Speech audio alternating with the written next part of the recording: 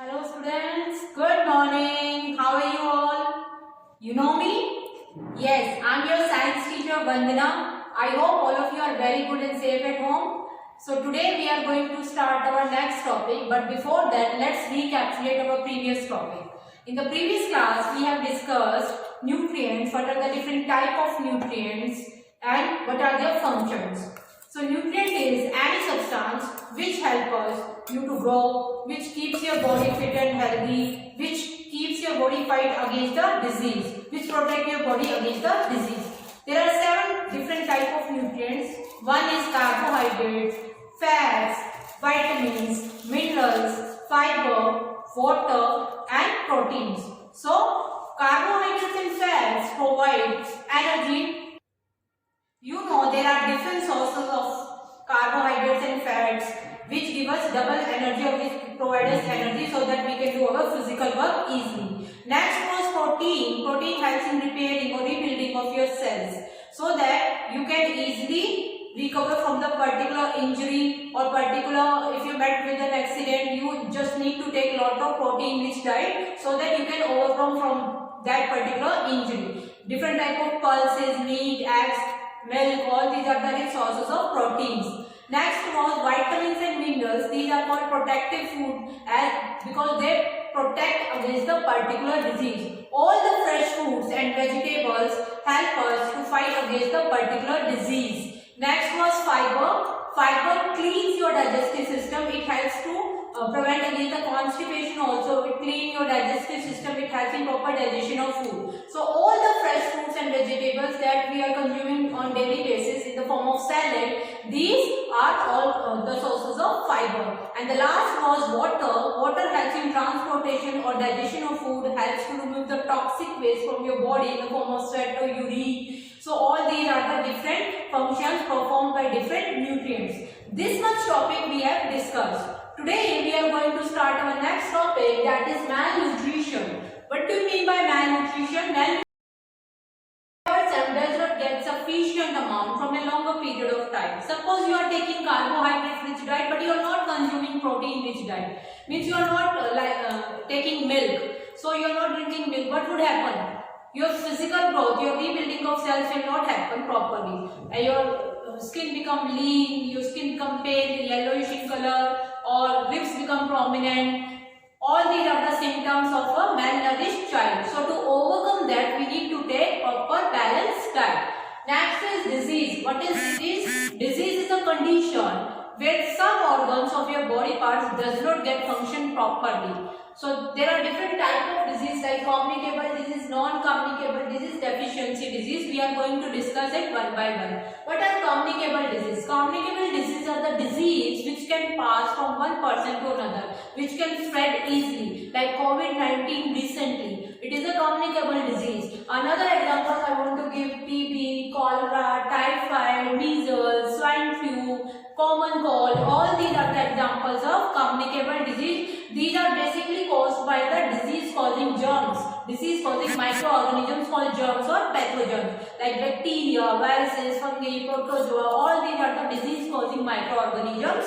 What are microorganisms? Microorganisms are the organisms which are very small that you cannot see with your naked eye. You need a microscope to see them, but they are present everywhere. They are present everywhere in our environment. So we need to take proper safety measures, proper personal hygiene we should take so to avoid the germs or disease causing microorganisms. So communicable disease is the disease that can transfer from one person to another. Next is non-communicable disease. Non-communicable diseases are the diseases which do not pass from one person to another.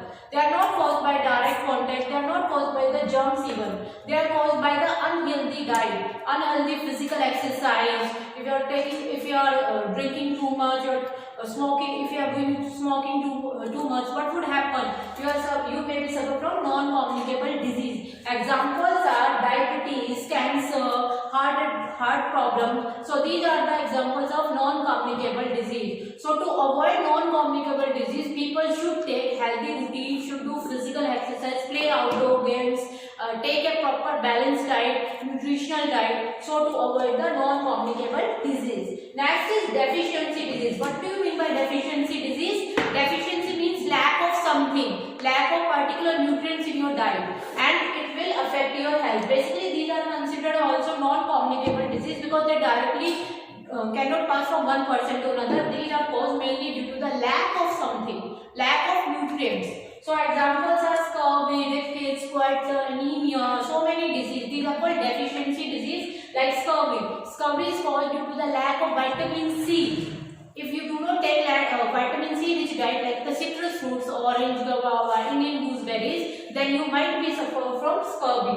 Another is rickets. Rickets is caused due to the lack of vitamin D. Your bones become very soft and twisted, and what happens? You are not able to stand properly if your bones are not hard. So ricket is caused due to the lack of vitamin D, and the sources that are rich in vitamin D are dairy products, and sunlight is the major source of vitamin D. That is why the newly born babies always need the early morning sunlight so that their bones become very hard or strong. Another example I want to give you, anemia. Anemia is caused due to the lack of iron. Iron is a mineral which helps in blood formation, I told you. So lack of iron in your blood causes anemia, and your skin become pale, yellowish in color, your nails become very, you can say whitish, patchy skin is there. So all these are the symptoms of anemia. So to overcome that, we need to take iron rich diet. Okay beta. So next topic is immunity. What do you mean by immunity? Immunity means how strong your body part is, how strong your immune system is to fight against a particular germs or particular disease. That is called immunity.